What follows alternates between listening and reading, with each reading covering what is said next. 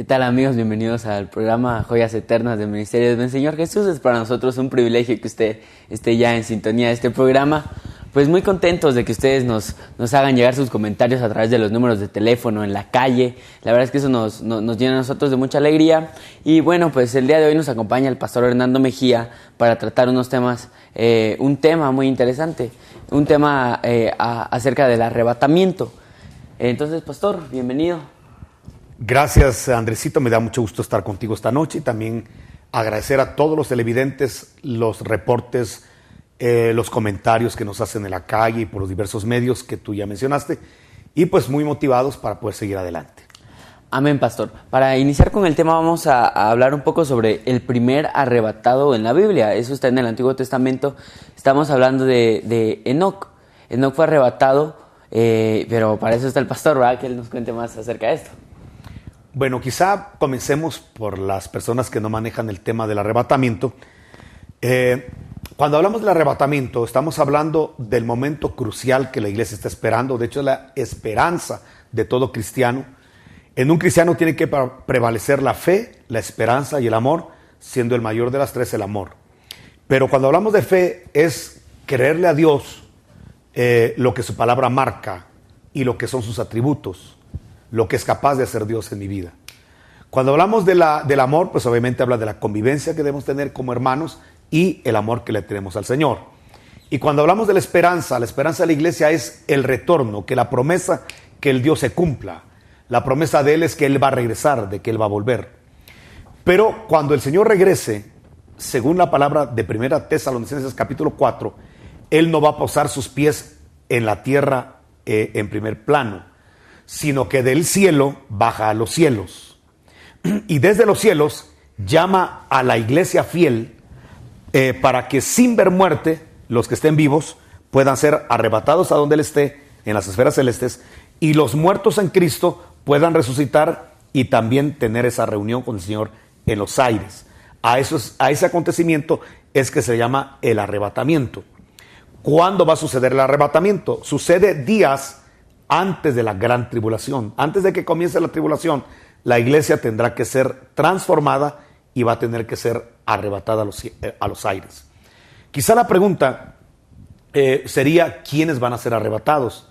Porque pues existen varias teorías acerca de quiénes van a ser arrebatados.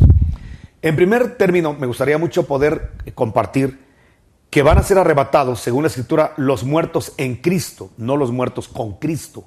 Hay que diferenciar estas dos cosas. Porque cuando no sabemos diferenciar las preposiciones, entonces si son los muertos con Cristo, entonces todos los cristianos van a ser arrebatados. Ahora, si son los muertos en Cristo, ya es diferente. Porque no es lo mismo que yo tenga a Cristo y otra cosa que yo esté en Cristo. Son dos cosas totalmente diferentes. Y la Biblia dice que son los muertos en Cristo los que resucitan y los vivos en Cristo los que van a ser arrebatados. Entonces, ¿quién va a ser arrebatado? Primero, quizá, antes de definir esto, es importante quizá decir que en la Biblia existen los regalos y existen los premios. El regalo es lo que te dan sin que tú tengas que poner nada, porque no tiene un costo para ti. Otro lo pagó por ti. Cuando hablamos de la salvación es un regalo que Dios nos da. Esa es la salvación, un regalo. Pero cuando hablamos del arrebatamiento, el arrebatamiento no es salvación. El arrebatamiento es un galardón, es un premio. ¿Por qué? Porque después del arrebatamiento viene el tiempo de la gran tribulación. Cuando hablamos del tiempo de la gran tribulación, hablamos del tiempo en el cual se va a desatar sobre la tierra la ira de Dios por todas las injusticias que se han vivido y la rebeldía del hombre en contra de Dios. Entonces, ese periodo de juicios que Apocalipsis los determina como trompetas, como copas, como ayes, como truenos, toda esa desgracia ecológica que va a venir a la tierra, toda esa hecatombe que va a venir por guerras, el choque de asteroides a la tierra, todo eso que se va a vivir en ese periodo de la gran tribulación, prácticamente, como es un juicio, es una disciplina que Dios le pone a la tierra, a los moradores de la tierra, entonces la iglesia fiel va a ser arrebatada para que no sufra esas hecatombes, para que no sufra esas desgracias que vienen. Entonces, cuando hablamos del arrebatamiento de la iglesia, hablamos del acontecimiento en el cual los santos, los fieles, los consagrados, ya sea que hayan muerto o que estén vivos para ese tiempo, van a ser arrebatados para no vivir ese periodo de desgracia que viene sobre la tierra. Entonces, habiendo definido qué es el arrebatamiento y quiénes son arrebatados, entonces lo interesante aquí sería, y la pregunta del millón es, ¿será que nosotros ya estamos preparados para ser arrebatados? Porque si somos salvos, eso nos libra del infierno, pero no de la tribulación.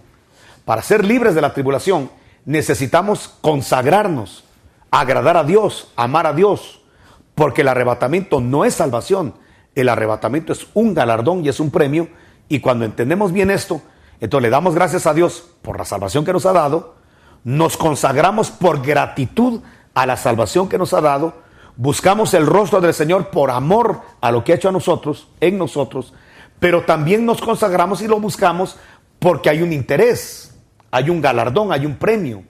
¿Cuál es el premio? Ser arrebatado antes de que venga la gran tribulación a la tierra. ¿Cómo hubo generaciones pasadas de cristianos que se consagraron, pero no vieron el arrebatamiento? Entonces lo que Dios le pide a cada generación es que se consagre como que si en su generación fuera el arrebatamiento. O sea que la calidad de santidad que se le pidió a la iglesia del principio, a los primeros cristianos, es la misma calidad de vida que se le pide y de santidad a la otra y a la otra y a la otra generación. Todas las generaciones tenemos que estar preparados, consagrados, sirviendo, buscando a Dios, adorando a Dios, como que en nuestra generación fuera a ocurrir el arrebatamiento. No importa si falta 1,000,000 de años, no importa si faltan 1000 años para el arrebatamiento, yo en mi generación tengo que consagrarme como que en mi generación fuera a acontecer el arrebatamiento de la iglesia. Y esa es la esperanza de la iglesia, porque si a nosotros nos tocara ir a la tumba y no ver el arrebatamiento, por lo menos nos consagramos como que en nuestra generación fuera el arrebatamiento. Y eso va a contar para el día de la resurrección, para el día que el Señor vaya a despertar a los muertos en Cristo. Él va a despertar a los que murieron en Cristo, es decir, a los que se prepararon en su generación como que Jesús hubiera llegado en su generación.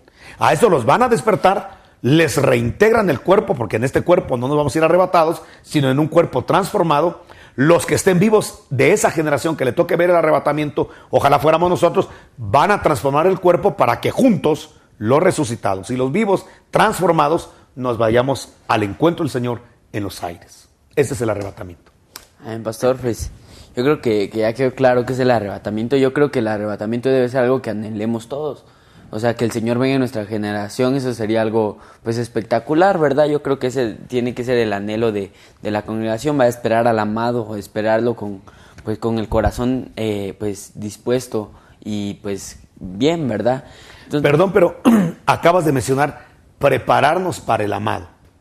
Es que tu lenguaje muy bonito, muy florido en el ámbito cristiano, pero quizá habría que aclarar por las personas que no están familiarizadas con esto. Mira, digamos algo más. El arrebatamiento es el arrebatamiento de esos santos que se consagraron en todas las generaciones del cristianismo, pero que se consagraron no por temor a la tribulación, no por temor al anticristo que va a aparecer en la tribulación y por las hecatombes que van a haber, las desgracias, el terremoto que va a haber, las guerras que van a haber, los meteoritos que van a caer en la tierra.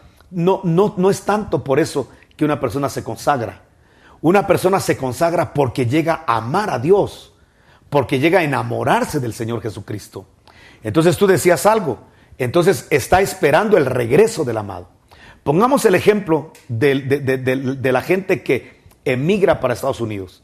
Pensemos que se separa el esposo y por situaciones diversas tiene que viajar a Estados Unidos y le hace la promesa a su esposa: yo voy a regresar.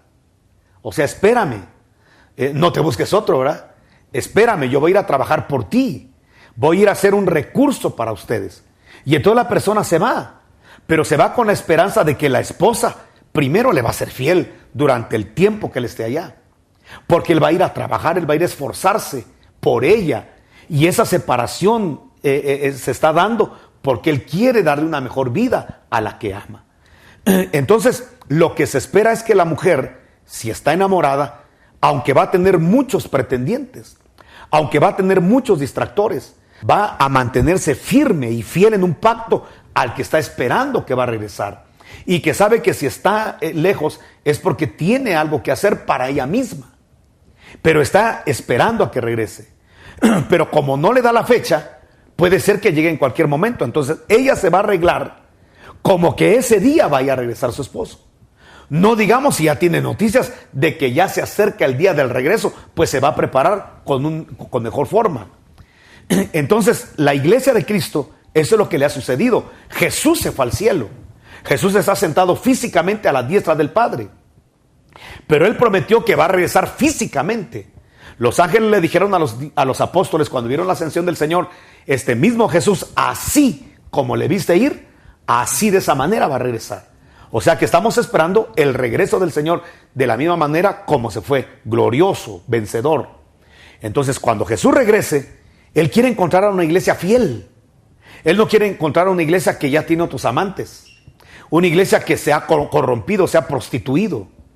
Entonces, si la iglesia está esperando que el Señor regrese, y yo entiendo que tengo que consagrarme como que el Señor va a venir en mis días de mi generación, entonces voy a tratar de arreglarme para que cuando Él venga no me encuentre desarreglado. Imagínate aquel que regresa a Estados Unidos y que viene a encontrar a la esposa primero con otro hombre, luego desarreglada, y que le diga, pero yo te amo, te estuve esperando. ¿Cómo que te amo con otro? ¿Cómo que te amo que ni siquiera te arreglaste el cabello para recibirme? Vamos, ni siquiera te bañaste.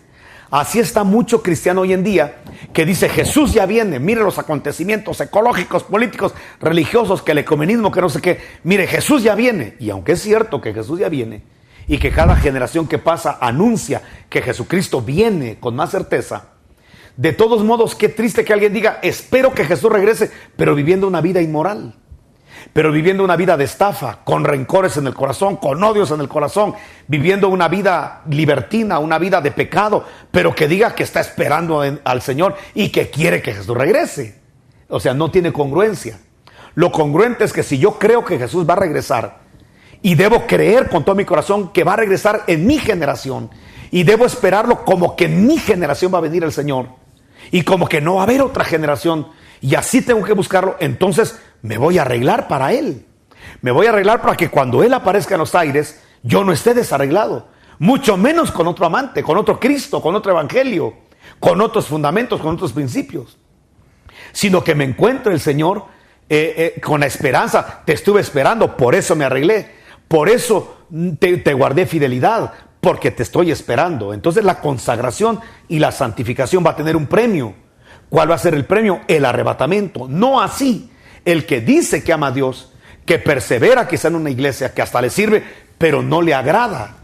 Porque el evangelio no es de perseverar en una iglesia solamente, no es de servirle en una iglesia solamente. El evangelio es de agradar a Dios donde quiera que estés.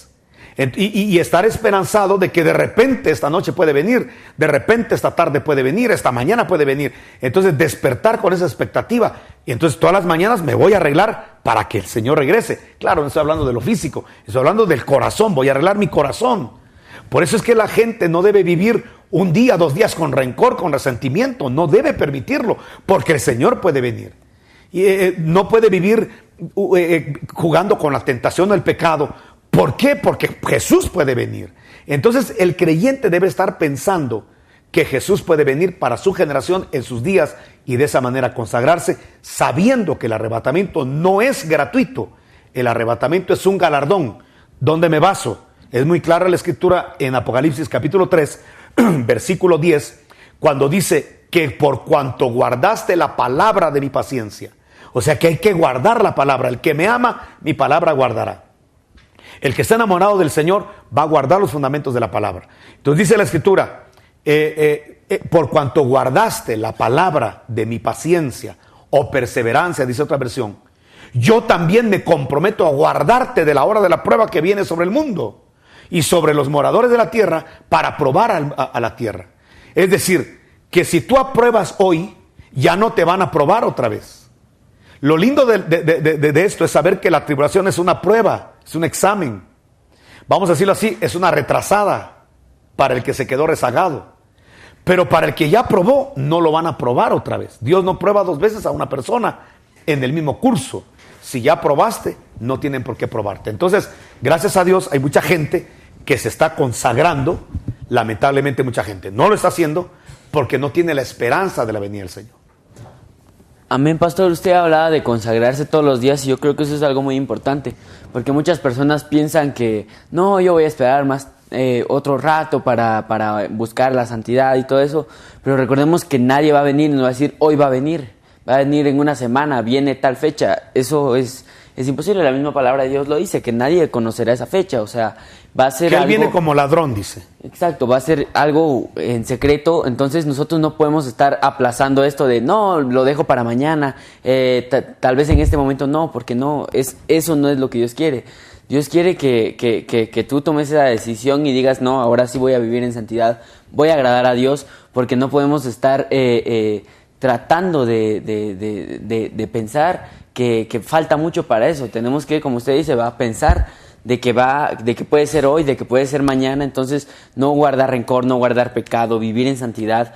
Que yo pienso que eso es lo más importante cuando uno habla del arrebatamiento, ¿verdad? Porque yo creo que lo más importante es de que el anhelo más importante de nuestro corazón debe ser ese, que nosotros ascendamos al cielo, ¿verdad? Porque yo creo que el deseo de un enamorado es estar con el amado, y eso es el arrebatamiento, ¿verdad? Que él viene por su esposa, por los que en serio le aman. ¿Por qué hay mucha inmoralidad en muchas esferas cristianas? Porque se perdió la esperanza de la venida del Señor. Porque muchos púlpitos creyeron que era perder el tiempo hablar de la venida del Señor, y creyeron que como era un tema futurista y no del presente, pensaron que no era necesario que la iglesia estuviera bien informada y documentada acerca de la venida del Señor. Entonces se pierde la esperanza, y si se pierde la esperanza, se pierde la santidad de la iglesia. ¿Qué mantiene el interés de la iglesia de vivir en santidad, de vivir enamorado del Señor y no perder el primer amor? ¿Qué lo mantiene? La expectativa de que puede venir hoy. Mira, si tú lees Primera de Juan, capítulo 3, dice que nosotros ya somos hijos de Dios, solo que no se ha manifestado todo lo que hemos de ser. Pero que cuando Él se manifieste en su venida, nosotros, dice la Escritura, que también seremos manifestados con Él en gloria. Y dice que todo el que tiene la esperanza puesta en Él, se santifica como Él es santo. Entonces, ¿dónde radica la base de la santificación de la iglesia? En la esperanza de que Él va a manifestarse, en la esperanza de que Él va a regresar. Mira, hablemos por ejemplo del primer arrebatado en la Biblia. El primer arrebatado en la Biblia, que está en el Antiguo Testamento, se llama Enoc.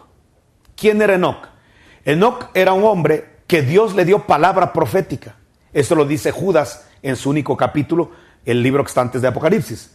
Dice que Judas empezó a proclamar en su tiempo a los habitantes de la tierra de ese tiempo: arrepiéntanse porque ya va a venir el Señor. Y va a venir con sus miriadas de ángeles para ejecutar un juicio y venganza sobre los impíos de la tierra. La verdad que la gente se reía de Enoc. Antes de reírse de Noé, se rieron de Enoc.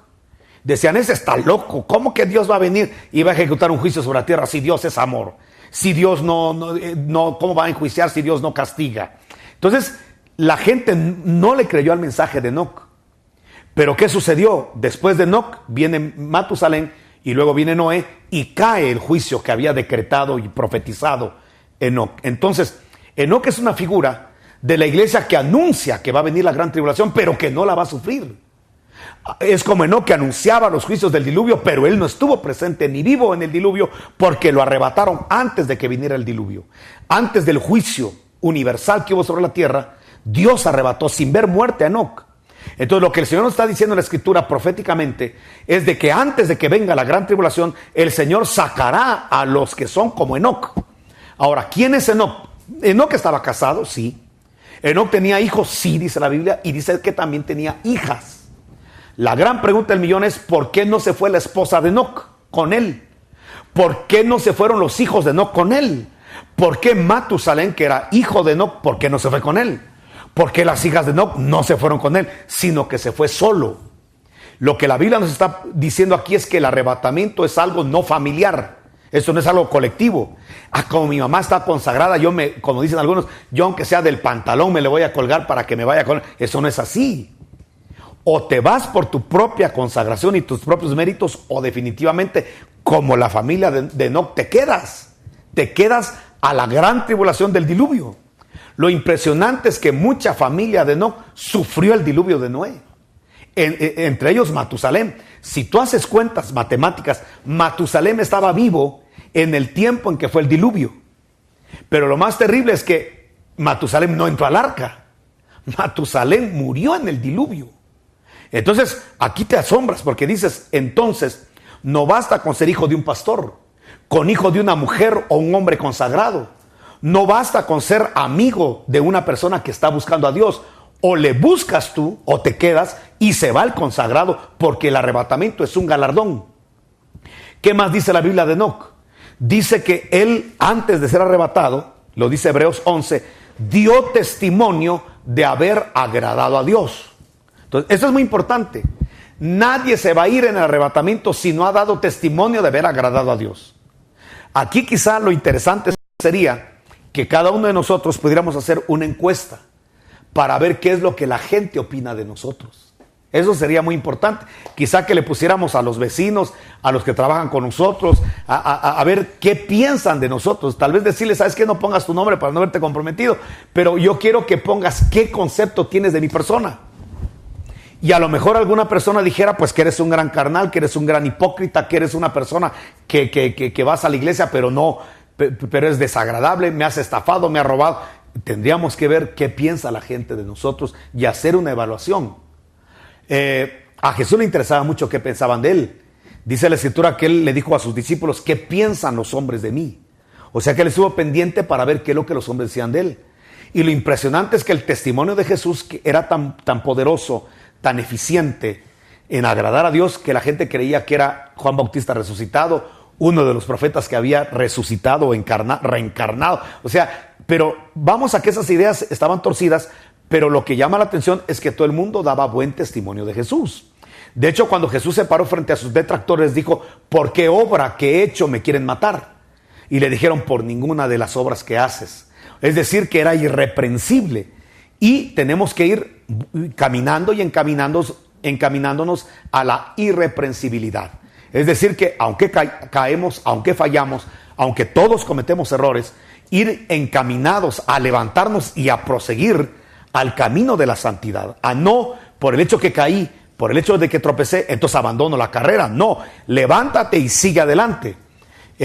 Todos los que van a llegar al reino de los cielos van a llegar con raspones de que nos caímos, pero nos levantamos. No nos quedamos postrados porque tenemos un Dios todopoderoso que nos levanta y que nos perdona y que nos restaura y que jamás nos quita los dones, porque los dones son irrevocables y su llamamiento es irrevocable.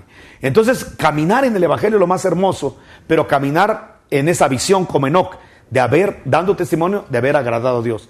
Gracias a Dios, mucha gente en su récord de esa estadística que estamos diciendo que se puede hacer, muchos les dirán, pues usted vecino, la verdad que da buen testimonio, la verdad que usted es una persona honorable, la verdad que es una persona que desde luego que tiene sus errores, pero se ve que está buscando a Dios y que se está esforzando por agradarlo. Entonces, habría que ver qué opinión tiene la gente de nosotros, porque Enoc, antes de ser arrebatado, dio testimonio de haber agradado a Dios. Luego entonces, si queremos ser arrebatados, tenemos que haber dado testimonio de haber agradado a Dios. Enoc, que es el primer arrebatado, hay algo muy importante en él. Enoc significa discípulo. Y entonces un discípulo es aquel que tiene un maestro, un preceptor, y se deja enseñar y se sujeta a esa enseñanza. Entonces, invitar a todas las ovejas lindas a sujetarse a las instrucciones bíblicas de los pastores, de los ministros del Espíritu, para un día ser premiados por esa obediencia, ser premiados por guardar la palabra de la paciencia, ser premiados por negarnos al pecado, por rechazar las ofertas del diablo y del mundo y permanecer firmes en la fe del Señor Jesucristo. Sé fiel hasta la muerte y yo te daré la corona de la vida. Entonces, como el tiempo se nos ha agotado, solamente decir que todos los cristianos tenemos que consagrarnos en nuestra generación como que el Señor fuera a venir en nuestra generación. Trabajar evangelizando, trabajar discipulando, trabajar sirviéndole al Señor como que ya son los últimos días y que tenemos que trabajar en la salvación, en la recuperación de los hombres que se han perdido, de las ovejas perdidas, y regresarlas otra vez al rebaño, siendo nosotros mismos los primeros convencidos de que el Señor Jesús puede venir. Amén, pastor. Yo creo que el tema ha estado muy interesante, también ha estado muy claro. Yo creo que ya quedó en claro qué es el arrebatamiento, y yo creo que lo más importante de resaltar es de que quienes van a ser arrebatados, las personas que estén en Cristo. Entonces nosotros vivamos una vida en santidad. Y así, amigos, ha terminado este programa, esperando que haya sido de mucha bendición y edificación para su vida y la vida de su familia. Pues gracias por estar día con día en sintonía de este programa. La verdad es que eso a nosotros nos llena de felicidad, y pues así quedamos terminados. Adiós.